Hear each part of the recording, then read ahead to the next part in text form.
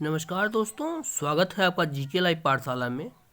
Uttar Pradesh police भर्ती 2023 के लिए अंकित भाटी सर की बुक कवर कर रहे हैं। इसमें से हम लोग प्राचीन इतिहास और मध्यकालीन इतिहास कवर कर चुके हैं, तो प्लीज़ आप लोग एक बार ज़रूर जाकर देखिएगा, इससे पहले अगर न देखे हों तो। आज के लेक्चर में जो है हम लोग आधुनिक भारत का पोर्शन कवर करने जा रहे हैं, तो प्लीज़ अगर वीडियो पसंद आए तो लाइक ज़रूर कीजिएगा, चैनल को सब्सक्राइब करना न भूलिएगा। चलिए शुरुआत करते हैं। यूरोपीय कंपनियों के आगमन से लेकर दिया गया है यहाँ पर।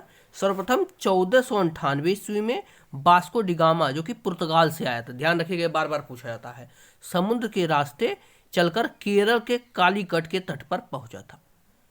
यह देखिए पूछा जाता किसके दरबार में पहुंचा था, तो राजा जमूरिन के दरबार में वो पहुंचा था। ये भी क्वेश्चन बहुत ही इंपॉर्टेंट है। आगे देखते हैं। फ्रांसिस्को दे अल्मेड़ा भारत में 1505 ईस्वी में प्रथम पुर्तगाली वायसराय बनकर आया था। अगर प्रथम पुर्तगाली की बात करें तो आपके जो है वास्को डी गामा थे, लेकिन वायसराय की अगर बात करें तो यह जो है फ्रांसिस्को दे अल्मेड़ा था। क्वेश्चन दो तरह से पूछा जाता है। आगे देखते हैं। 1510 ईस्वी में अल्बुकर्क ने बीजापुर के यूसुफ आदिल शाह से गोवा जीता था। 1529 ईस्वी में नीनू दी कुन्हा गवर्नर बना था। 1542 से लेकर 45 ईस्वी तक मार्टिन अल्फांसो डी सूजा, यह है आपका उसके बाद का दूसरे नंबर का गवर्नर बन गया। नेक्स्ट देखते हैं। तंबाकू की खेती, ध्यान रखिएगा, तंबाकू की खेती, जहाज निर्माण, प्रिंटिंग प्रेस की शुरुआत पुर्तगालियों ही ने दी। तंबाकू वाला सबसे ज़्यादा इंपॉर्टेंट है कि भारत में तंबाकू की खेती किसने आरंभ किया था, या भारत में तंबाकू लेकर कौन आया था, तो पुर्तगाली लेकर आए थे। यह जो है इंपॉर्टेंट क्वेश्चन है। आगे देखते हैं। डचों ने भारत में पहली फैक्ट्री मसूलीपट्टनम में स्थापित की थी। 1759 में बेदरा के युद्ध से डचों का अंतिम रूप से पतन हो गया। बेदरा के युद्ध में जो अंग्रेजों ने डचों को पराजित कर दिया था, और यहां से जो है डच भारत छोड़कर चले गए थे। आगे देखते हैं। मुगल दरबार में आने वाला प्रथम अंग्रेज जो था कैप्टन हाकिंस था, जो जेम्स प्रथम का राजदूत बनकर जहांगीर के दरबार में आया था। देखिए बेसिकली देखा जाए तो यह आया था अकबर के दरबार में, लेकिन उस समय जो है अकबर की मृत्यु हो चुकी थी और जहांगीर राजा बन गया था, तो इसके दरबार में पहुंचा था। देखते हैं। 1615 ईस्वी में सर टॉमस रो जहांगीर के दरबार में पहुंचा। फर्रुखसियर ने 1717 ईस्वी में 30,000 रुपए की वार्षिक के बदले कंपनी को बंगाल, बिहार तथा उड़ीसा में व्यापारिक अधिकार प्रदान कर दिया गया था। यह जो है इंपॉर्टेंट है। कितने में? 3,000 रुपए वार्षिक पेंशन के बदले ये सब दे दिया था। आगे देखते हैं। 1632 ईस्वी में गोलकुंडा बंदरगाह पर मुक्त व्यापार की छूट मिली थी। 1616 ईस्वी में डेनमार्क की ईस्ट इंडिया कंपनी बनी थी। 1668 की अगर यही बात करें तो फ्रांसीसियों और अंग्रेजों से फरमान प्राप्त करके सूरत में पहला कारखाना खोला गया था। इसके बाद जो है इंपॉर्टेंट फैक्ट पर आते हैं। देखते हैं। वास्को डी गामा भारत आने वाला प्रथम पुर्तगाली था। फ्रांसिस्को दी अल्मेड़ा की अगर बात करें तो भारत आने वाला प्रथम पुर्तगाली गवर्नर था। देखिएगा, पुर्तगाली पूछा जाए तो वास्को डी गामा, अगर गवर्नर पूछा जाए तो फ्रांसिस्को दी अल्मेड़ा। गैरोल्ड अंगियार की अगर बात करें तो यह बंबई का वास्तविक संस्थापक था। जॉब चारनाक की बात करें तो यह कलकत्ता का संस्थापक था। फ्रांसिस डे की बात करें तो यह मद्रास का संस्थापक था। यह सब जो है पुर्तगाली थे। आगे देखते हैं। कर्नाटक की युद्ध की बात करें तो कर्नाटक का प्रथम युद्ध जो है 1746 से लेकर 1748 के बीच हुआ था। सीधे सीधे इसमें सन पूछ लिया जाता है। कर्नाटक का द्वितीय युद्ध 1749 से लेकर 54 तक हुआ था, और तीसरे युद्ध की अगर बात करें तो 1757 से लेकर 1763 तक हुआ था। प्लासी के युद्ध पर आते हैं, जहां से अब जो है अंग्रेज भारत में अपना आधिपत्य करना शुरू कर दिए थे। प्लासी का युद्ध जो है 23 जून 1757 को अंग्रेजों तथा बंगाल के नवाब सिराजुद्दौला के बीच प्लासी नामक स्थान पर हुआ था। उसके बाद जो है बक्सर का युद्ध, जो कि 22 अक्टूबर 1764 को बंगाल के नवाब मीर कासिम, अवध के नवाब सुजाउद्दौला तथा मुगल शासक शाह आलम द्वितीय की संयुक्त सेना के बीच हुआ था। इसमें जो है अंग्रेजों का जो है जीत हुई थी, और यहीं से जो है पूरा का पूरा जो है आधिपत्य कर लिया था अंग्रेज भारत पर। आंग्ल मैसूर युद्ध के बारे में पूछा जाता है तो प्रथम आंग्ल मैसूर युद्ध 1767 से लेकर 69 तक हुआ था। देखिए इसमें सीधे सीधे फैक्ट पूछे जाते हैं तो इसके बारे में जानना ज़्यादा जरूरी नहीं, सीधे फैक्ट जानना जरूरी है। द्वितीय की अगर बात करें आंग्ल मैसूर युद्ध का तो 1780 से लेकर 1784 के बीच हुआ था। थर्ड आंग्ल मैसूर युद्ध 1790 से 92 के बीच हुआ था। और चौथा आंग्ल मैसूर युद्ध जो है 1799 ईस्वी में हुआ था। आगे देखते हैं आंग्ल मराठा युद्ध की अगर हम बात करें तो प्रथम आंग्ल मराठा युद्ध 1775 से लेकर 82 के बीच हुआ था। द्वितीय आंग्ल मराठा युद्ध 1803 से लेकर 1806 के बीच हुआ था। और तीसरा आंग्ल मराठा युद्ध 1817 से लेकर 1818 के बीच हुआ था। उस समय के कुछ सामाजिक सुधार अधिनियम थे, इसकी बात कर लेते हैं। शिशुवध अधिनियम जो है 1804 में लागू हुआ था। सती प्रथा पर प्रतिबंध 1829 में लगा था। कमेंट में बताइए जो है किसकी सहायता से कौन सती प्रथा पर प्रतिबंध लगाया था। हिंदू विधवा पुनर्विवाह की अगर बात करें तो 1856 में लागू हुआ था। और नेहरू मैरिज एक्ट की बात करें तो 1872 ईस्वी में आया था। शारदा एक्ट ये भी जो है विवाह से ही संबंधित है, यह जो है 1930 में आया था। आगे देखते हैं सामाजिक धार्मिक सुधार आंदोलन उस समय जो चले थे। राजा राम मोहन राय को भारतीय नव जागरण का अग्रदूत माना जाता है। राजा राम मोहन राय ने 1815 ईस्वी में कलकत्ता में आत्मीय सभा के बारे में पिछली बार यूपीपी में पूछा गया था, आत्मीय सभा की स्थापना की थी। 1828 ईस्वी में राजा राम मोहन राय ने ब्रह्म समाज की भी स्थापना की थी। दोनों इंपॉर्टेंट चीज है, ध्यान रखिएगा। देखिए धीरे धीरे प्रश्न की गहराई में घुसता जा रहा है तो आप लोग सन भी अब याद रखिएगा कौन से सन में हुआ था। आगे देखते हैं राजा राम मोहन राय ने संवाद कौमुदी और मिरात उल अखबार का प्रकाशन किया था। नेक्स्ट देखते हैं स्वामी दयानंद सरस्वती ने 1875 ईस्वी में बंबई में आर्य समाज की स्थापना की थी। ये भी क्वेश्चन कई बार पूछा जाता है। ये प्रार्थना समाज की अगर बात करें तो इसकी स्थापना जो है आत्माराम पांडुरंग ने की थी। हेनरी विलियम डेरोजियो ने 1828 ईस्वी में यंग बंगाल आंदोलन का जो है प्रवर्तन किया था। नेक्स्ट आते हैं ज्योतिबा फुले ने सत्यशोधक समाज की स्थापना की थी। स्वामी विवेकानंद ने 1897 ईस्वी में रामकृष्ण मिशन की स्थापना की थी। यह भी आपका इंपॉर्टेंट है। नेक्स्ट देखते हैं सितंबर 1893 ईस्वी में स्वामी विवेकानंद ने अमेरिका के शिकागो में आयोजित विश्व धर्म सम्मेलन में भारत का नेतृत्व किया था। यह सन इंपॉर्टेंट है, 1893 में किया था, कई बार पेपर में पूछा गया है। अगला फैक्ट देखते हैं, दिया गया है थियोफोकल सोसाइटी की स्थापना 1875 ईस्वी में मैडम एच.पी. ब्लावस्की ने की थी और हेनरी स्टील आल्ट द्वारा संयुक्त राज्य अमेरिका में किया गया था। यानी दोनों लोग मिलकर के अमेरिका में इसे बनाया था। एनी बेसेंट ने बनारस में 1898 ईस्वी में सेंट्रल हिंदू कॉलेज की स्थापना की थी। सेंट्रल हिंदू कॉलेज की। आगे देखते हैं सर सैयद अहमद खां द्वारा 1875 ईस्वी में अलीगढ़ में मोहम्मदन एंग्लो ओरिएंटल कॉलेज की स्थापना की थी। ये भी पेपर में पूछा जाता है, ज़्यादातर ये पूछा जाता है कि कौन से सन में इसकी स्थापना हुई थी और किसने किया था। तो सर सैयद अहमद खान द्वारा 1875 में किया गया था। यह जो है इंपॉर्टेंट है। अगले पेज पर आएंगे, अब देखते हैं उस समय के कुछ समाचार पत्र और उसके संस्थापक देखते हैं। इंपॉर्टेंट है, इसमें से एक न एक पूछ लिया जाता है। टाइम्स ऑफ इंडिया, इसके संस्थापक जो है संपादक रॉबर्ट नाइट थे। स्टेट्समैन की बात करें तो रॉबर्ट नाइट इसके भी थे और इंग्लिश मैन ये भी रॉबर्ट नाइट के द्वारा ही शुरू किया गया था। मद्रास मेल के संस्थापक आपके चार्ल्स लॉसन थे। पायनियर बार बार पूछा जाता है, इसके संस्थापक जो है माफ कीजिएगा पायनियर के जॉर्ज एलन थे। सिविल एंड मिलिट्री गजट की बात करें तो रॉबर्ट नाइट थे इसके संस्थापक। आगे देखते हैं अमृत बाजार पत्रिका, इसके संस्थापक जो है मोतीलाल घोष थे। सोम प्रकाश की अगर बात करें तो ईश्वरचंद विद्यासागर इसके संस्थापक थे। बंगवासी की जो है संपादक जोगिंदर नाथ बोस थे। हिंदू वीर राघवाचार्य इसके जो है संपादक थे। केसरी व मराठा, बार बार यह जो है आईएमपी में लिखिएगा, इंपॉर्टेंट है। केसरी और मराठा तिलक प्रारंभ में आगरकर के सहयोग से यह शुरू किए थे। हिंदू की बात करें तो इसके संपादक राणा डे थे।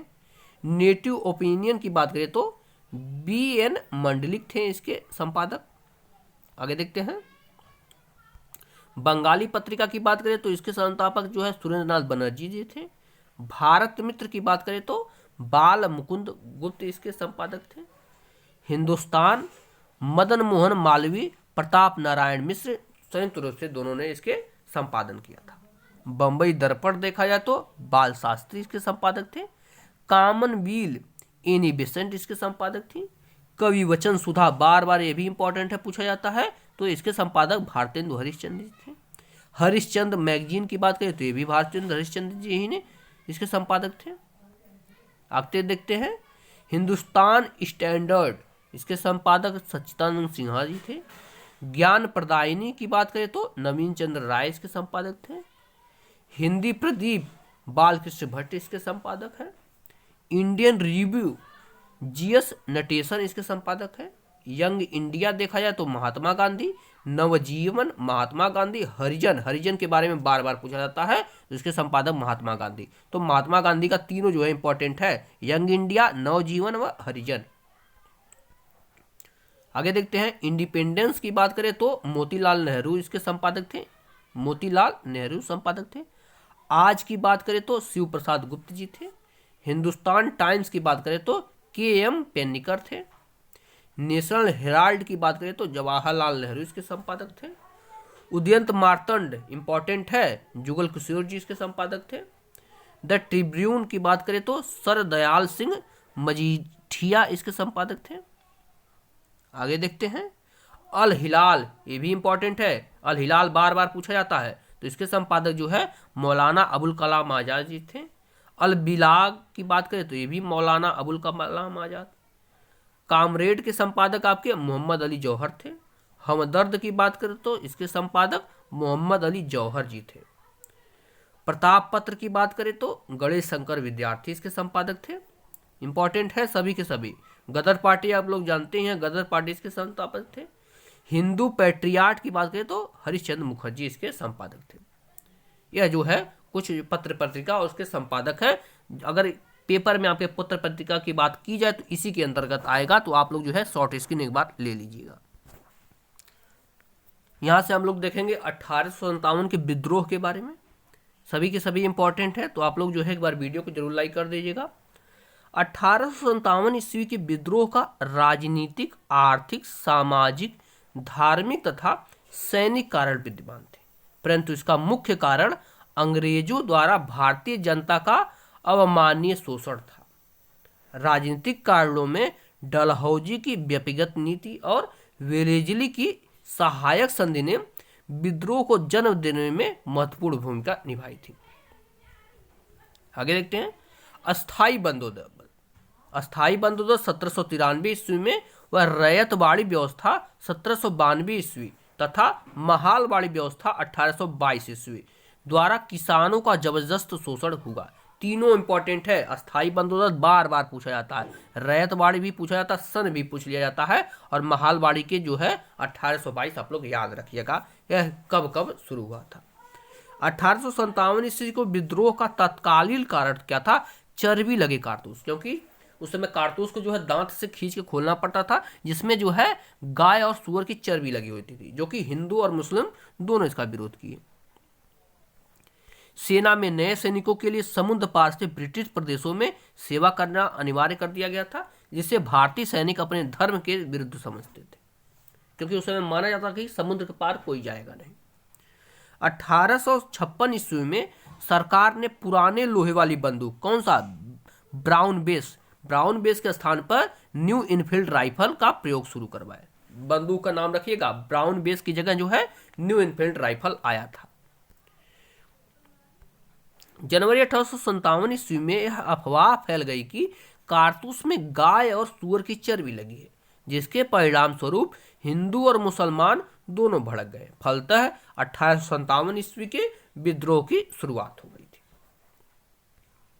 महत्वपूर्ण कथन है, यानी उस विद्रोह का किसने क्या क्या कहा था, यहां से इंपॉर्टेंट है, देख लेते हैं। यह स्वार्थी सैनिकों का विद्रोह था। किसने कहा था? सीले व लॉरेंस ने कहा था। यह हिंदू मुस्लिम का षड्यंत्र था। यह जो है आउटरम और टेलर ने कहा था। सभ्यता व बर्बर के बीच संघर्ष किसने कहा था? टी.आर. होम्स ने कहा था। यह राष्ट्रीय विद्रोह था। यह जो है जिज़राइली ने कहा था। यह भारत का प्रथम स्वतंत्रता संग्राम था। बी.डी. सावरकर ने यह बात कही थी। तो यह जो है फैक्ट इंपॉर्टेंट है। आगे देखते हैं। 19 मार्च 1857 को बैरकपुर की छावनी में मंगल पांडे ने विद्रोह की शुरुआत कर दी और 1857 के विद्रोह के प्रथम शहीद बने। देखिए 1857 का विद्रोह मंगल पांडे के जो है पहली फांसी इन्हीं से शुरुआत हुई थी। जो है विद्रोह की शुरुआत इन्हीं के द्वारा की गई थी। बाद में मेरठ में कारतूस के प्रयोग पर सैनिकों ने बगावत की और जब उन्हें सजा सुनाई गई तो 9 मार्च 1857 को यह विद्रोह आरंभ हो गया था। यानी 1857 का जो है विद्रोह का आरंभ इन्हीं के जो है फांसी के बाद हो गई थी। आगे देखते हैं।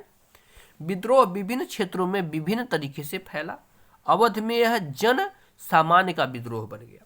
इलाहाबाद में विद्रोह का नेतृत्व आम जनता के प्रतिनिधि लियाकत अली ने किया। देखिए कौन किसने कहां से किया था, यह इंपॉर्टेंट है। नर्मदा के नीचे विद्रोह लगभग न के बराबर रहा।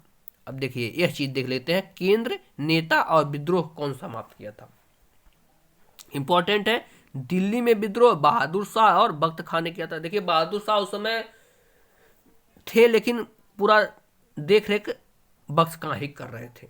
यानी बहादुर शाह जो थे नाम बस के राजा थे। इसका जो है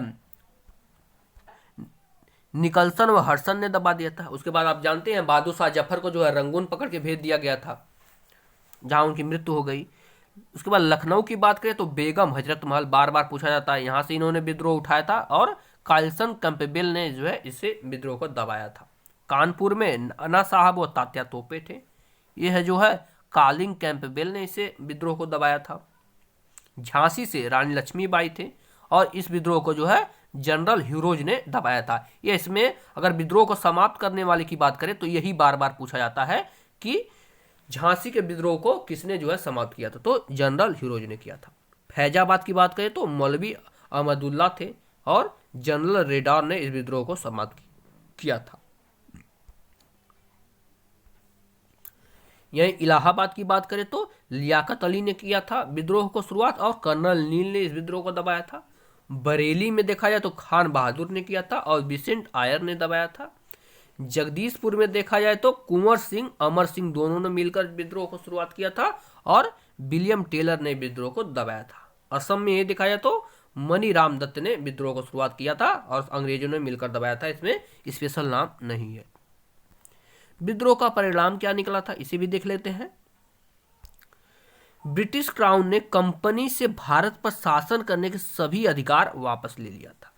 1 नवंबर 1858 को इलाहाबाद में आयोजित दरबार में लॉर्ड कैनिंग ने महारानी की उद्घोषणा को पढ़ाया था। गवर्नर जनरल को वायसराय की उपाधि प्रदान की गई। यानी गवर्नर जनरल जो थे अब वायसराय कहे जाने लगे। सैनिकों की भर्ती के लिए रॉयल कमीशन गठित किया गया। 1784 में पिट्स इंडिया एक्ट द्वारा भारत पर चल रहे दोहरा नियंत्रण समाप्त हो गया और भारत राज्य सचिव के पद का गठन हुआ। अब आते हैं भारतीय राष्ट्रीय कांग्रेस की स्थापना पे। यहां से भी क्वेश्चन बार बार पूछा जाता है।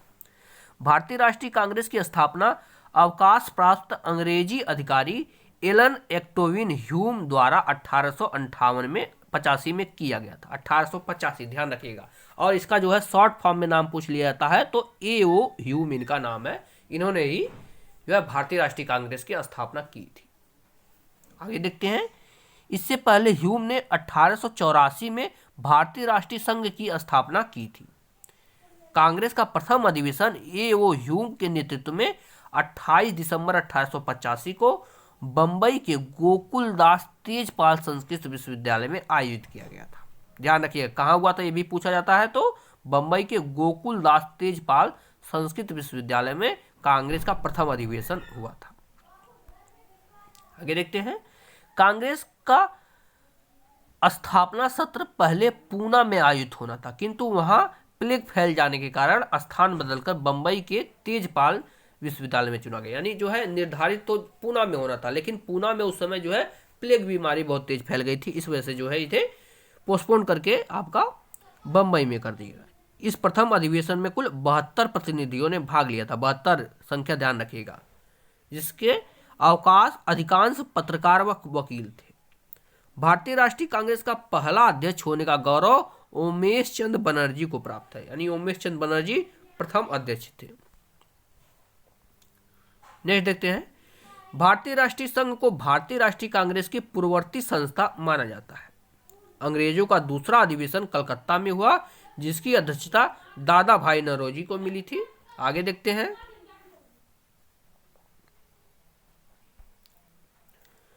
कांग्रेस का तीसरा अधिवेशन मद्रास में हुआ था। इसकी अध्यक्षता बदरुद्दीन तैयब जी ने की था, जो कांग्रेस के पहले मुस्लिम अध्यक्ष बने थे। ध्यान रखिएगा, कांग्रेस के पहले मुस्लिम अध्यक्ष बदरुद्दीन तैयब जी थे। इसमें कुल 607 प्रतिनिधियों ने भाग लिया था। कांग्रेस का चौथा अधिवेशन इलाहाबाद में हुआ। इस अधिवेशन का अध्यक्षता जॉर्ज यूले ने की थी, जो कांग्रेस के पहले यूरोपीय अध्यक्ष बने। इस अधिवेशन में कुल 1248 प्रतिनिधियों ने भाग लिया था। नेक्स्ट देखते हैं, कांग्रेस की स्थापना से जुड़ा सबसे प्रचलित विवाद सेफ्टी वाल्व सिद्धांत है। इसके अनुसार अंग्रेजों ने जानबूझकर सिविल सर्वेंट ह्यूम द्वारा कांग्रेस का स्थापना करवाई थी। इस सिद्धांत का सर्वाधिक प्रचार लाला लाजपत राय ने किया और बाद में कांग्रेस के अध्यक्ष भी बने। विलियम बेडरबन ने ह्यूम की जीवनी पुस्तक नामक पुस्तक लिखी है। अब आते हैं अगले पेज पर, देखते हैं क्या दिया गया है। महत्वपूर्ण तथ्य इसमें दिया गया है, जिसे हम लोग देखेंगे। थोड़ा छोटा किए हैं ताकि आपको अच्छे से दिखाई दे। कांग्रेस लोगों के समूह शब्द की उत्पत्ति अमेरिका के इतिहास से हुई थी। भारतीय राष्ट्रीय संघ की स्थापना का प्रथम विचार सर्वप्रथम डफरिन के दिमाग में उपज थी। भारतीय राष्ट्रीय संघ का नाम भारतीय राष्ट्रीय कांग्रेस दादा भाई नौरोजी के सुझाव पर रखा गया था। कांग्रेस के प्रथम अधिवेशन में सुरेंद्रनाथ बनर्जी ने हिस्सा नहीं लिया था। पूछा जाता है क्वेश्चन, किसने हिस्सा नहीं लिया था? 4 ऑप्शन दे दिया जाता है। कांग्रेस संबंधित कुछ प्रमुख टिप्पणियां देख लेते हैं, किसने क्या कहा है, यानी वक्तव्य। कांग्रेस के लोग पदों के भूखे हैं, यह जो है बंकिम चंद्र चटर्जी ने कहा था। कांग्रेस आंदोलन न तो लोगों को प्रेरित था और न ही उसके द्वारा सोचा या योजनाबद्ध किया गया था।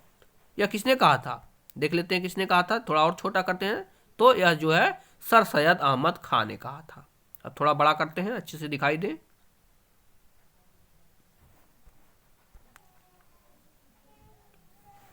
कांग्रेस सम्मेलन 3 दिन का तमाशा है, यह जो है अश्विनी कुमार दत्त ने कहा था। वह जनता के उस अल्पसंख्यक वर्ग का प्रतिनिधित्व करती है जिसकी संख्या शून्य है, सूक्ष्म है, यानी बहुत कम है, यह डफरिन ने कहा था। यदि वर्ष में हम एक बार मेढक की तरह टटराए तो हमें कुछ नहीं मिलेगा, यह बाल गंगाधर तिलक के वक्तव्य है। अब उसके बाद जो है कांग्रेस के कुछ जो है अधिवेशन देख लेते हैं। इंपॉर्टेंट चीजें जो इंपॉर्टेंट अधिवेशन है इसे देख लेते हैं, कहाँ हुआ था और उससे जो है क्या क्या जुड़ा था, इसे हम लोग इसमें कवर करेंगे। चलिए देखते हैं। प्रथम अधिवेशन 1885 में हुआ था, बंबई में हुआ था। आपको पता है WC बनर्जी इसके अध्यक्ष थे और प्रथम अधिवेशन में 72 प्रतिनिधियों ने भाग लिया था। 1886 में जो है कलकत्ता अधिवेशन हुआ था, दादा भाई नौरोजी अध्यक्ष थे। इस अधिवेशन में राष्ट्रीय कांग्रेस तथा नेशनल कॉन्फ्रेंस का विलय हो गया था, इंपॉर्टेंट है। उसके बाद 1887 का जो है अधिवेशन मद्रास में हुआ था, बदरुद्दीन तैयब जी इसके अध्यक्ष थे। कांग्रेस के पहले मुस्लिम अध्यक्ष यही बने थे, सर सैयद अहमद खान ने इन्हें पत्र लिखकर कांग्रेस ने जुड़ने की सलाह दी थी। उसके बाद जो है थोड़ा जूम कर लेते हैं ताकि अच्छे से दिखाई दे और जो है फैक्ट को जो है स्किप करेंगे, पहले देख लेते हैं कौन कौन अध्यक्ष थे। 1888 में इलाहाबाद में जॉर्ज यूले थी। 1905 में बनारस अधिवेशन में गोपाल कृष्ण गोखले अध्यक्षता किए थे। 1906 में कलकत्ता अधिवेशन हुआ था जिसमें दादा भाई नौरोजी बने थे। 1907 में सूरत अधिवेशन था, रास बिहारी बोस ने इसकी अध्यक्षता की थी। 1916 में लखनऊ अधिवेशन हुआ, जिसकी अध्यक्षता जो है अंबिका चरण मजूमदार ने की थी। 1917 में कलकत्ता अधिवेशन एनी बेसेंट ने किया था। 1924 में, ध्यान रखिएगा ये इंपॉर्टेंट है, बेलगांव अधिवेशन हुआ था और महात्मा गांधी ने इसकी अध्यक्षता की। 1925 में कानपुर अधिवेशन हुआ, सरोजिनी नायडू इसकी अध्यक्षता की। उसके बाद लाहौर अधिवेशन हुआ था 1929 में, जवाहरलाल नेहरू ने इसकी अध्यक्षता किए थे। 1930 में स्किप है, 1931 में कराची अधिवेशन हुआ, सरदार पटेल ने इसकी अध्यक्षता की थी। 1938 में हरिपुरा अधिवेशन हुआ था, सुभाष चंद्र बोस ने इसकी अध्यक्षता की थी। 1939 में त्रिपुरी अधिवेशन, बार बार पूछा जाता है किसमें जो है इन्होंने त्याग पत्र दे दिया था, तो सुभाष चंद्र बोस जो है त्याग पत्र दे दिए थे और बाद में राजेंद्र प्रसाद को अध्यक्ष बनाया गया था। 1940 में रामपुर अधिवेशन हुआ था, इसमें मौलाना अबुल कलाम आजाद बने थे। और 1946 में मेरठ अधिवेशन में आचार्य JB कृपलानी इसके अध्यक्ष बने थे।